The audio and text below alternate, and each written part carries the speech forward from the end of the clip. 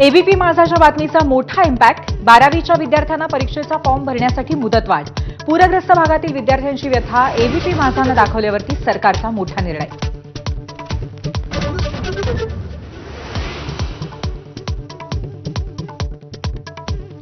मराठवाड्यात पावसाचा जोर ओसरला तरी पूरस्थिती कायम. धाराशिव, बीड, जालना, परभणी, नांदेड पुराच्या विळख्यात. नांदेडमध्ये पूरस्थिती कायम. सोलापुरामध्ये सीना नदीला पुन्हा पूर.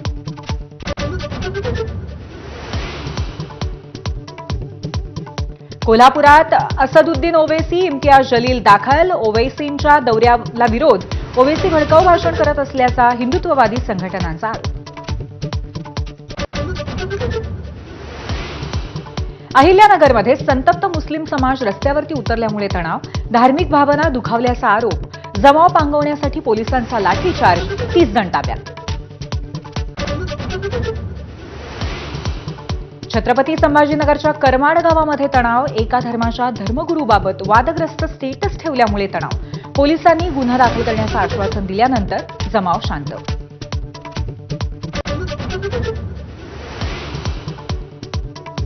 सामाजिक स्वास्थ्य बिघडवण्याचं काम जाणीवपूर्वक होतंय का, याचा शोध घेणार अहिल्यानगरमधील तणावाप्रकरणी मुख्यमंत्र्यांचं वक्तव्य. दोन्ही शिवसेनेच्या दसरा मेळाव्यावरती पावसाचं सावट. पाऊस असेल तरीही मेळावा शिवाजी पार्कातच घेण्यावरती ठाकरे सेना ठाम. तर शिंदेंच्या शिवसेनेकडनं आझाद मैदानाशिवाय दुसऱ्या जागेची चाचपणी.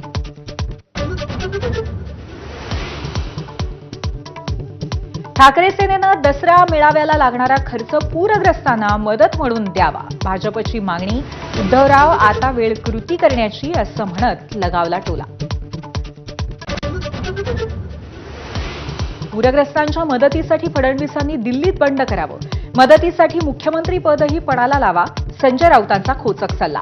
तुम्हीच बंड केलं म्हणून जनतेनं घरी बसवलं. भाजपचं प्रत्युत्तर.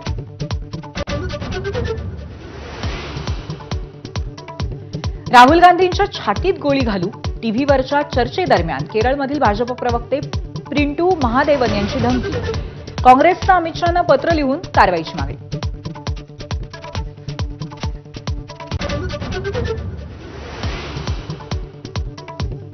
महाराष्ट्र लाईव्हमध्ये मी पूर्वी भावे